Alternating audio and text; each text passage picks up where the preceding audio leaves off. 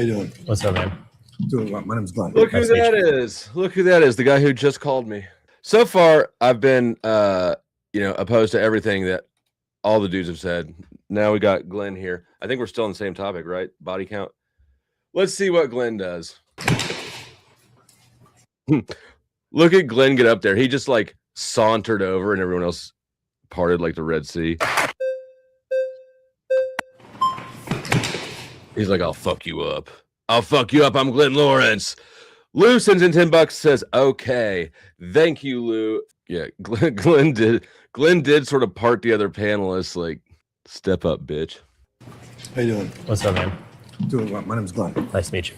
So, I'm going to concede with you. Body count doesn't matter to the way that people think about it. Okay. There's no dickometer in front of the top of a woman's vagina that tells you how many thrusts per minute that she's had, right? So let's talk about. There isn't. I mean, I haven't seen one. We agree on that. Okay, cool. You haven't checked the hoe facts? Let's talk about what a sexual risk does talk about. Every time you have sex, you're putting yourself in a very risky situation, right? Mm-hmm. A woman is. And we got another 10 from Donna. Thank you, Donna. Is getting penetrated. A man is having his way with her. So if a woman has a high body, is talk about. Every time you have sex, you're putting yourself in a very risky situation, right? Mm-hmm. A woman is getting penetrated. A man is having his way with her.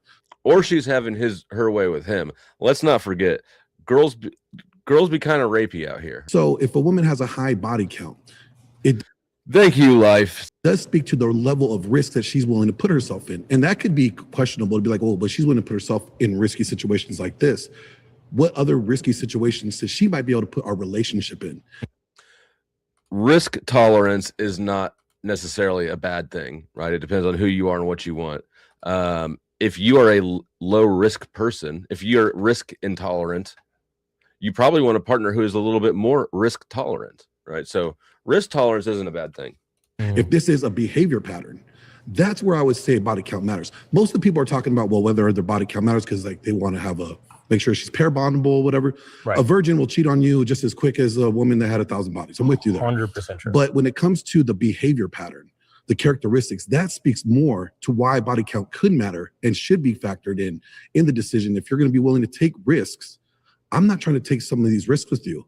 I think you and I are actually pretty close on this. I agree with you that personality and character traits is ultimately what matters. But my argument is that there's much better ways to find out if somebody's a risk-taking person than asking them for their. Damn, Glenn, you got a little bit of that whistly breath going on. You sound a little bit like Rob Noor there. Body count. Yeah, you're never going to find out a woman's body count, right? Well, and it's also just arbitrary. I mean, take her to a fucking theme park and see how many roller coasters she goes on. Like, there's other ways to figure this out. See if she gets on the carousel. If she chooses the carousel first, right? Right. I'm with you on that because I would say, you know what? Observe what she can observe. Her behavior. Yes. How does she treat you?